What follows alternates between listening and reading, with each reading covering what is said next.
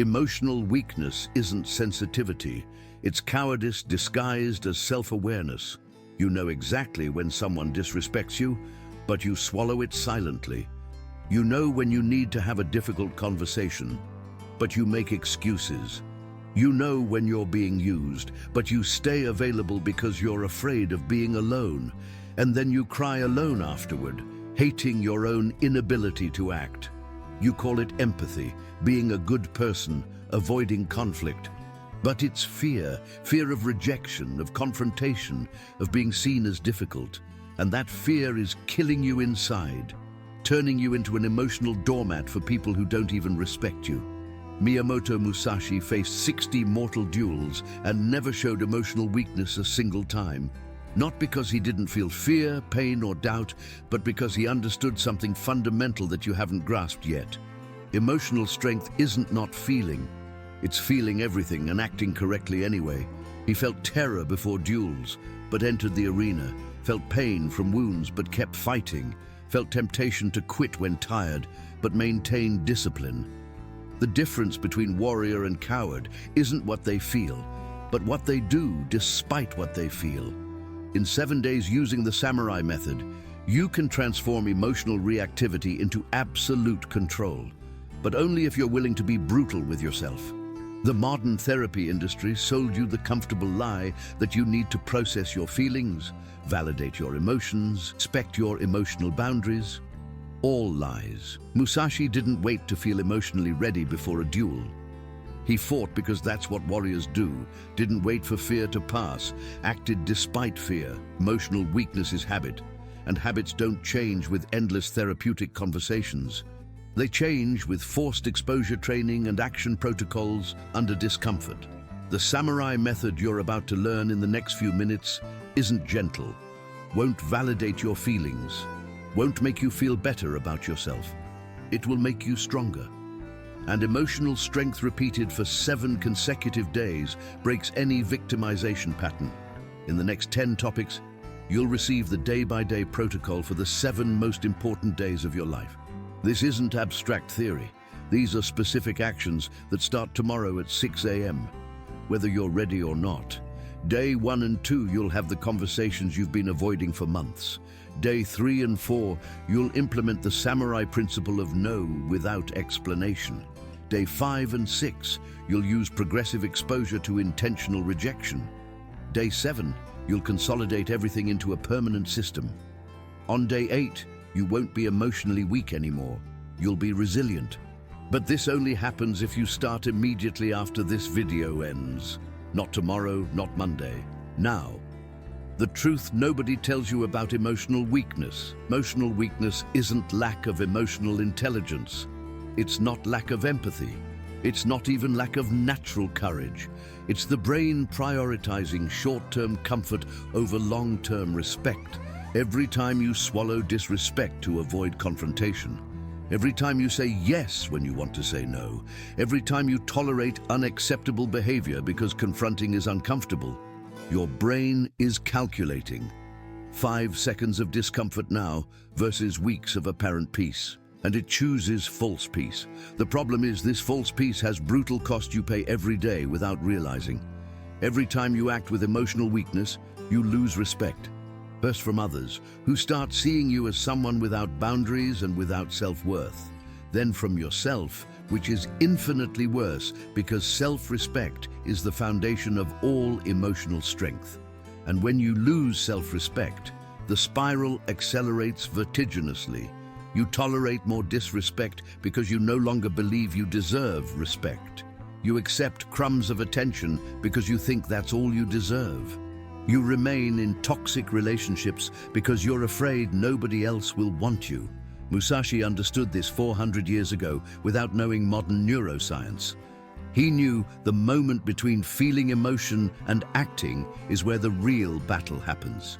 And whoever controls that moment controls entire life. The brutal truth is, you're not emotionally weak with everyone. Nobody is.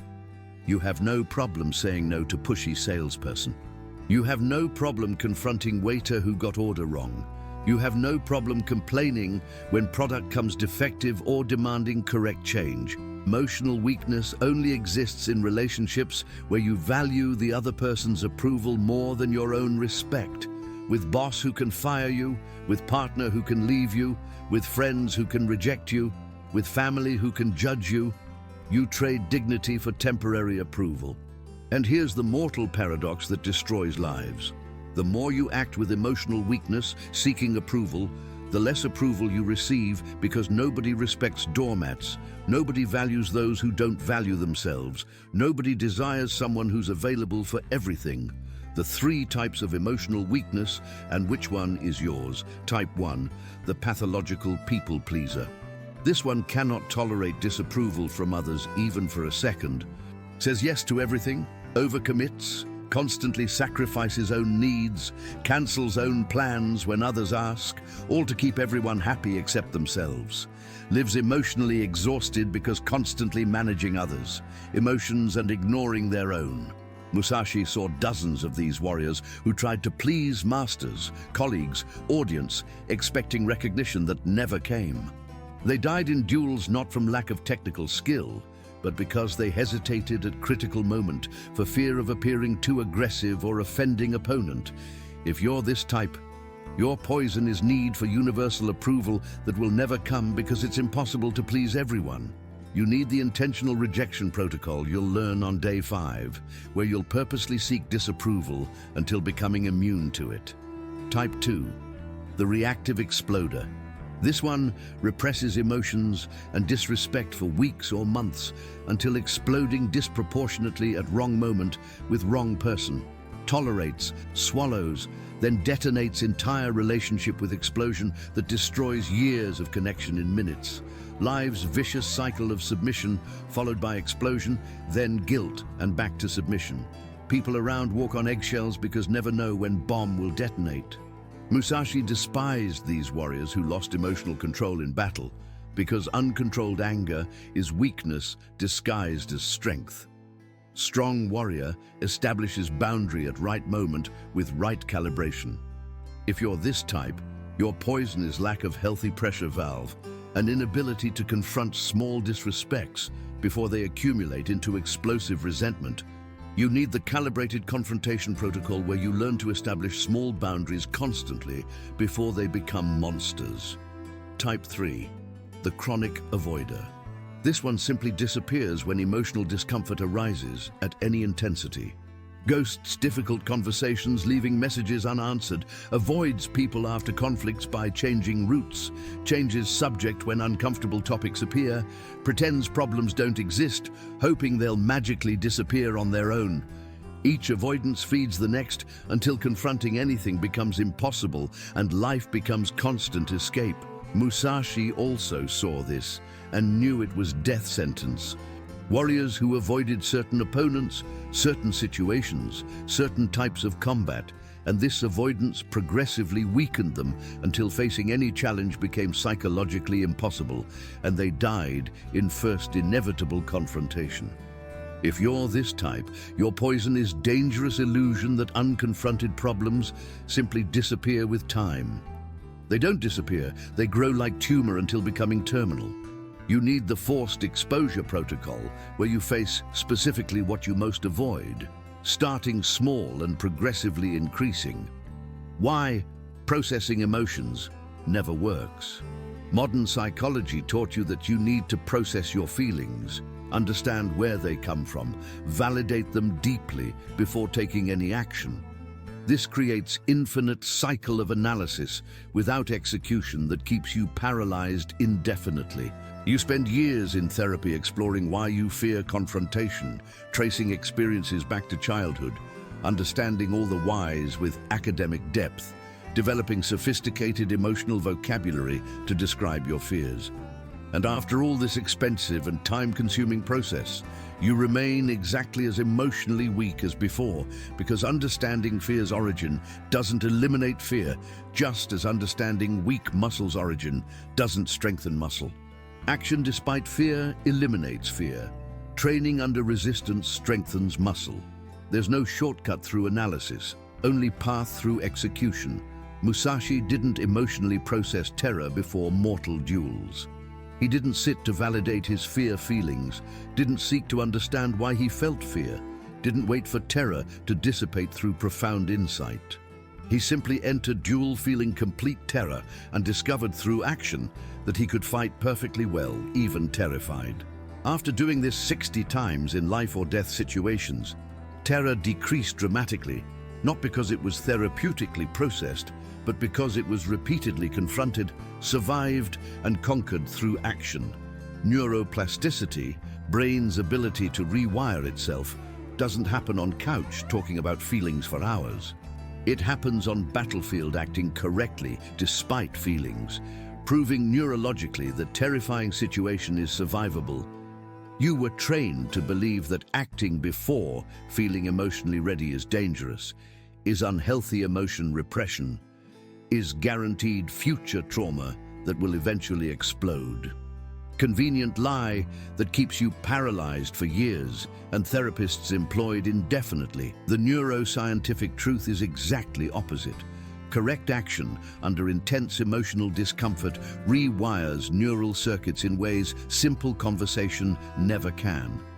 Each time you feel paralyzing fear and act correctly anyway, your brain updates fundamental database. This situation seemed deadly but didn't kill.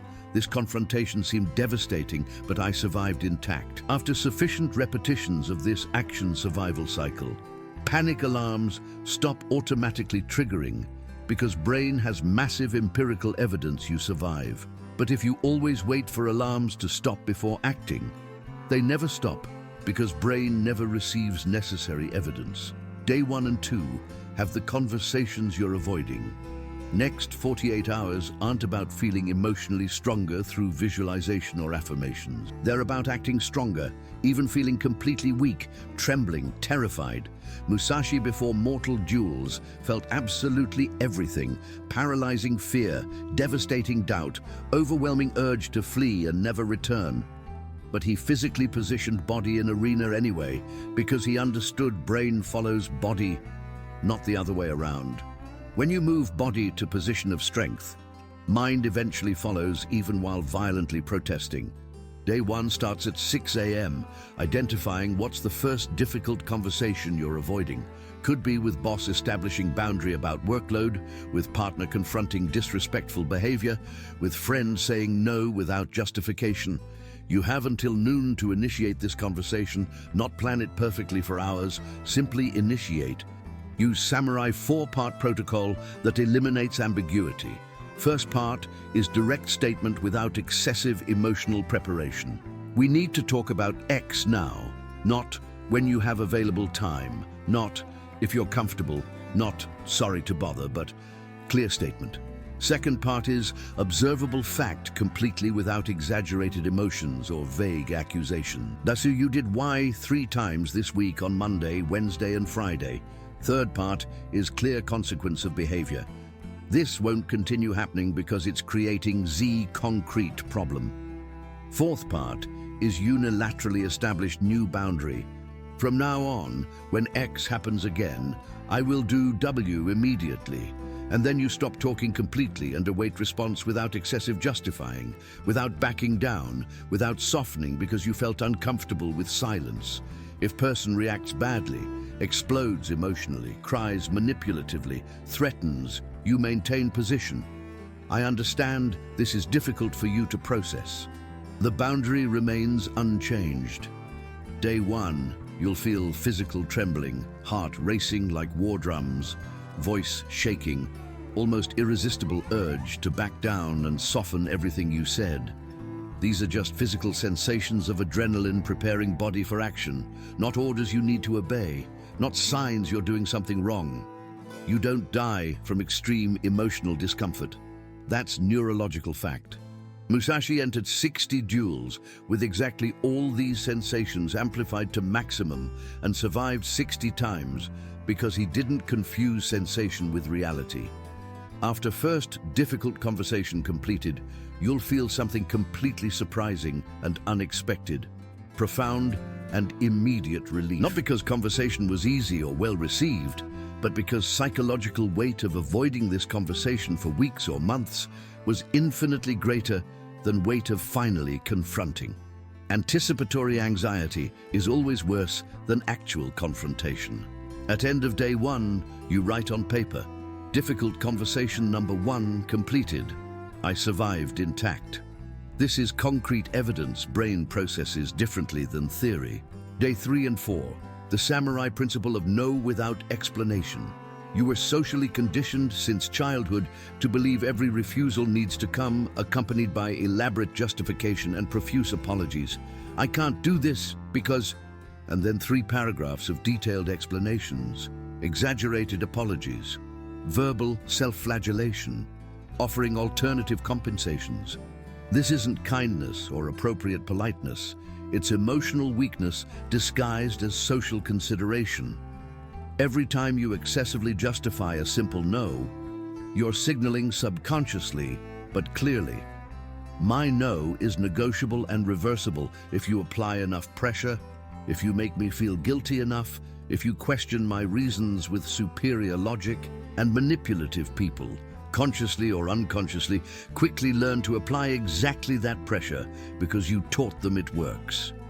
They know your no means maybe, and maybe means yes, with minimal additional effort. Musashi, when refusing duel invitation or unacceptable student request, never justified his decision with explanatory paragraphs. No. Single word, neutral tone, 0 additional explanation, 0 opening. This communicated crystal clearly and unmistakably. My decision is final and not open for discussion, negotiation, or emotional manipulation. There was no ambiguity, no gap, no hope of reversing through pressure. People deeply respected because they knew attempt to manipulate would be not only futile, but embarrassing for whoever tried. Days 3 and 4 of protocol. You'll actively train this. No without excessive justification. No without paralyzing guilt. No without negotiation that dilutes your boundary. Will seem uncomfortable and even rude first times. Perfect. Discomfort means you're breaking decades of patterns. Day 3 works specifically like this. You identify in morning 3 requests or demands you normally accept from guilt, social pressure, or fear of appearing selfish. Could be request for time you don't have, money you prefer not to lend, emotional energy that's depleted, favor you don't want to do, anything. When request inevitably comes because you always say yes and people know this, you respond with exactly 6 words. No, this time won't work. If person pushes with, but why? You always help you respond with only 5 words, because this time won't work. If insists with, but we always did it this way, you changed. You maintain with 7 words, I understand your point, this time won't work. You repeat variations of this minimalist structure without yielding 1 millimeter of ground. First or second pressure attempt, 80% of people accept the no. The 20% who continue aggressively pushing reveal themselves as chronic manipulators you should have cut from life years ago. Day 5 and 6, progressive exposure to intentional rejection. Emotional weakness exists and thrives because you unconsciously fear social rejection more intensely than you fear actual physical death. Your primitive limbic brain cannot neurologically distinguish between modern social rejection and being expelled from ancestral tribe, which 100,000 years ago meant certain death sentence by predators or starvation. So nervous system triggers identical panic alarms for this person might reject me and for saber-toothed tiger is attacking. Result, you avoid rejection at absolutely all costs, sacrificing dignity, self-respect, basic needs, everything to maintain social approval. Master-level samurai trick is to completely invert this fear through controlled voluntary exposure. If you intentionally seek rejection in progressively more challenging environments until becoming completely immune to sensation, rejection loses all power to control your actions. You become free. Musashi did extreme and brutal version of this that would be considered madness today. He purposely provoked known samurai to duel even without necessity or benefit, specifically to practice confrontation under maximum pressure. Intentionally lost some training bouts against junior students, to develop neurological capacity to handle defeat and public humiliation without emotionally collapsing. He systematically desensitized his nervous system to negative outcomes and social rejection to be able to act with absolute clarity without fear of consequences. When you no longer fear rejection, you act with total freedom and concentrated power.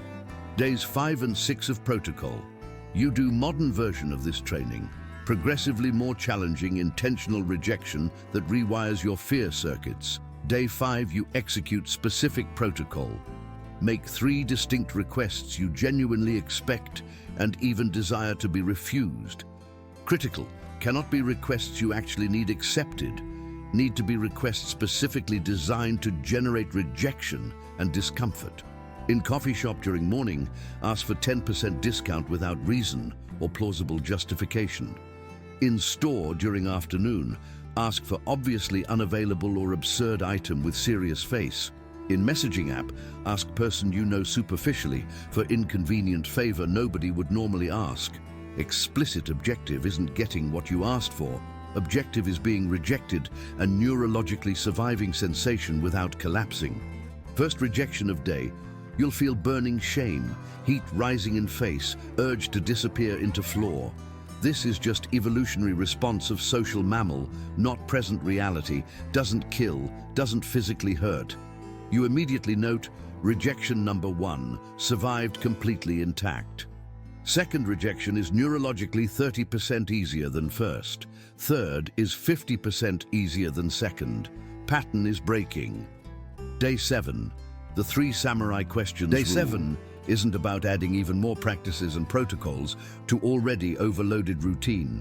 It's about creating permanent and automatic mental filter that prevents all future relapse into emotional weakness before it happens. Musashi, after decades facing countless life or death situations, political combats and strategic decisions, eventually distilled decision-making process into 3 fundamental questions he asked mentally before any significant action. Honest answer to 3 questions instantly determined correct course of action without ambiguity or paralyzing internal debate. You'll install exactly this same filter system today on day 7 and use religiously for rest of life. It's not complicated, doesn't require years of practice to master, works immediately if you apply with brutal honesty. The 3 samurai questions that eliminate 95% of weak decisions. Question 1 is foundational. Does this specific action I'm considering preserve my self-respect or sacrifice respect for temporary comfort? If honest answer is it sacrifices self-respect, you don't do action regardless of how much external pressure exists, regardless of social consequences, regardless of how uncomfortable refusing is. Self-respect is absolute non-negotiable. Question 2 tests sustainability. Is this action sustainable long-term over next 5 years, or am I just avoiding immediate discomfort now that will grow exponentially? If just pushing discomfort to future where it will be worse, you confront immediately today. Emotional debt accumulates deadly compound interest. Question 3 tests integrity. Exactly 1 year from now looking back, will I deeply respect person who made this decision today, or will I feel shame and regret? If answer is future shame, present decision is objectively wrong and needs inverting now. Day 7, you test filter in real time on each significant emotional decision that arises. Someone asks for your valuable time for project that doesn't matter. Goes through 3 questions in 15 seconds. Question 1, does saying yes preserve self-respect, or am I saying yes from fear of displeasing? If it's fear, automatic answer is no. Question 2, can I realistically say yes to this same person every week for next 5 years without resentment? If can't sustain, answer now is no before it becomes toxic pattern. Question 3, year from now, will I respect that I said yes when I wanted to say no? If not, say no today. Not because it's philosophically profound or spiritually enlightened, but because it's brutally fast and eliminates gray area where mind rationalizes weakness with elaborate excuses. Musashi hated paralyzing ambiguity because warrior lives in cutting clarity or dies in nebulous confusion. Emotional misogi, voluntary discomfort that builds armor. Misogi is ancient Japanese ritual of physical and spiritual purification, practiced under natural waterfalls at below zero temperature.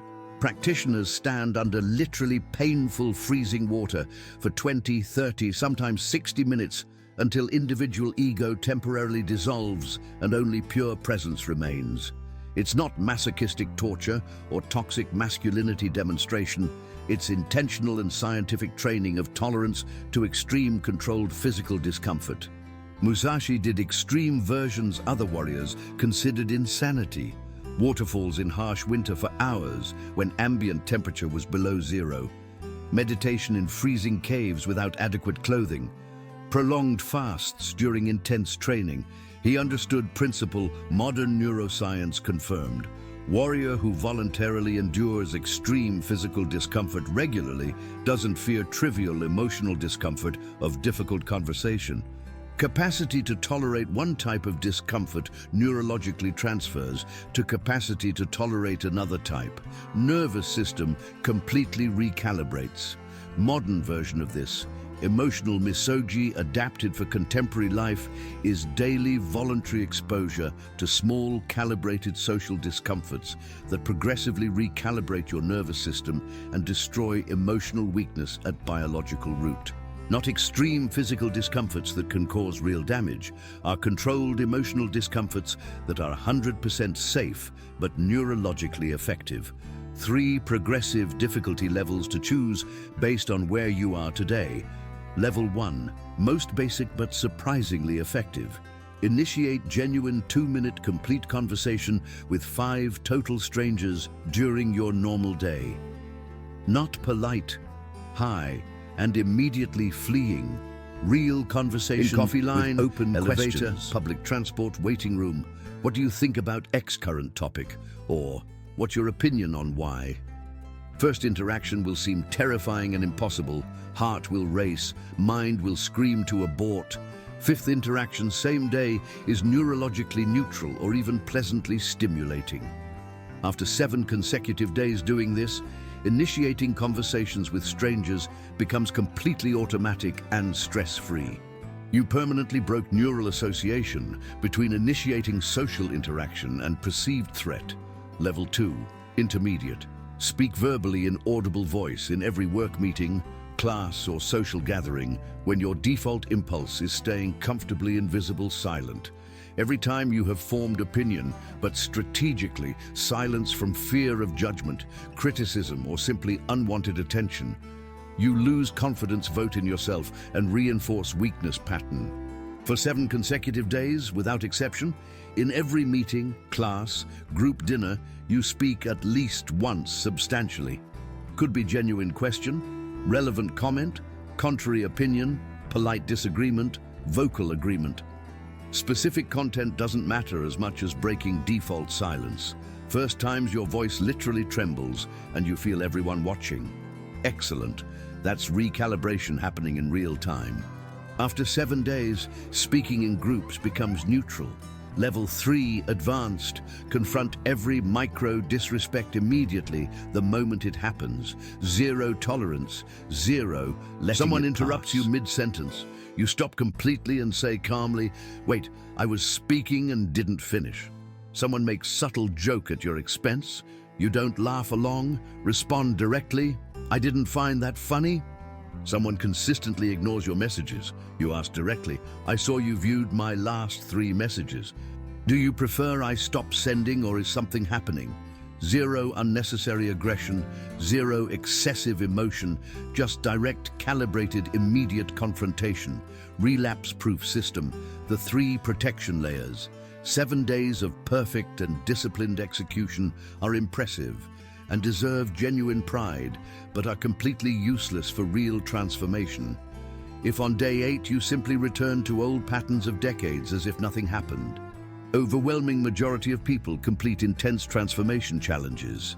feel powerful momentary pride, post on social media about life change, and then 3 weeks later are living exactly where they started, or worse, because now carry additional shame of having publicly failed. Musashi understood through brutal experience that isolated temporary victory means absolutely nothing in life's grand arc. Only sustained and permanent victory through unbreakable systems matters for real legacy. He meticulously built personal maintenance systems that guaranteed hard-won gains were never lost through carelessness or complacency. Relapse-proof system against emotional weakness has 3 distinct redundant protection layers. Each layer catches you before falling completely back into abyss where you started. First fundamental layer is 2-day rule, with no possible negotiation. You can have one occasional bad day where you act with temporary emotional weakness, where you yield to pressure, where you avoid necessary conversation, where you say yes when you wanted to say no. Happens with absolutely all human beings because we're fallible, and context sometimes catches us unprepared. But you never, under any conceivable circumstance, can have 2 consecutive days of weakness. One day is isolated event that happens. 2 consecutive days is pattern reforming and slow death returning. If you were weak, Monday, Tuesday is absolutely non-negotiable to execute strength, even if minimal acceptable version, even if you don't want to, even if uncomfortable, even if consequences seem scary. This rule alone neurologically prevents 90% of all relapses because it breaks downward momentum before it gains gravitational force. Second layer is brutal accountability. Partner, not complacent friend. Identify one specific person who could be direct friend, paid mentor, coach, or even person you hire, specifically just for this accountability function. Make explicit formal agreement. Every week without fail, you send objective report reporting 3 specific moments where you demonstrated clear emotional strength and 1 moment where you objectively failed. Not long emotionally charged 10-page report, just concise observable facts. Established boundary with X about Y, said no without justifying to Z, confronted micro disrespect from W, failed to have necessary conversation with Q. This partner isn't present in your life to gently console you when you fail, isn't there to validate your elaborate excuses, isn't there to be emotional therapist, is there exclusively to inflexibly remind you of elevated standard you publicly committed to maintain. Third layer is immediate restart system, predefined protocol. When you inevitably break sequence because you're human and context is unpredictable, you have specific 10-minute restart protocol you execute immediately, moment you perceive failure. Not, I'll restart Monday when week resets. Not, I'll better plan strategy and start next month. At exact moment you recognize you acted with weakness. I'm not ready yet. You stop what you're doing. Moment. Sit, identify with surgical precision exactly which variable in system broke. Adjust that specific variable and restart execution literally in next available hour. From emotionally weak to resilient, when strength becomes identity, there's specific moment that happens somewhere between day 7 and day 21 of process, where something deeply fundamental changes in your core identity structure. You stop being person actively trying to stop being weak, person forcing behaviors against internal nature, person fighting daily against impulses, and become person who simply is strong. Person for whom emotional strength is natural and automatic expression of who you've become. It's no longer behavior you force through depletable willpower and memorized techniques. It's fundamental identity you've cellularly incorporated that automatically expresses itself without conscious effort. Musashi, after decades of training and combat, didn't establish boundaries or refuse disrespect because he had superhuman discipline rest of humanity doesn't possess. He did these things because it was literally who he was at deepest level. Warriors don't tolerate dishonor by existential definition. Therefore, he didn't tolerate, period. There was no internal debate, no negotiation with contrary impulses, no temptation even because correct action was automatic expression of identity. Each individual day you act with genuine emotional strength instead of convenient weakness is concrete neural vote in favor of resilient identity that's forming. Each time you establish boundary when you could yield is biological proof. Your brain registers that you're type of person who doesn't tolerate disrespect. Each time you act despite paralyzing fear is permanently archived evidence. After 7 consecutive days of uninterrupted accumulated evidence, your subconscious brain begins automatic process of updating fundamental self-image to reflect new behavioral patterns. After 21 days of consistency, new identity is neurologically engraved in deep brain structures operating below consciousness. Mudança de identidade at most fundamental level is infinitely more powerful and lasting than any isolated behavioral technique, because techniques depend on consciously remembering and applying with effort, while identity simply is and automatically expresses itself. When someone offers drugs to a person actively trying to stop using, there's violent internal struggle between desire and intention. When they offer to a person whose core identity is, "I'm not a user, that's not who I am," there's not even serious consideration because offer is fundamentally incompatible with who person is at core. In next 21 days after completing initial week, you'll consolidate resilient identity through 3 specific practices that accelerate neural transformation. First practice, every morning before starting day, 30 seconds speaking declaration out loud. I am emotionally resilient. I establish clear boundaries even when uncomfortable. I confront disrespect immediately. I say no without excessive justification. Seems silly and embarrassing initially, but works neurologically because brain processes spoken language through different and deeper circuits than silent thought.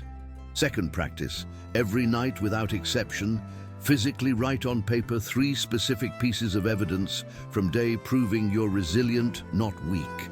Establish boundary X with person Y, said no without justifying to Z, confronted micro-disrespect from W within 30 seconds.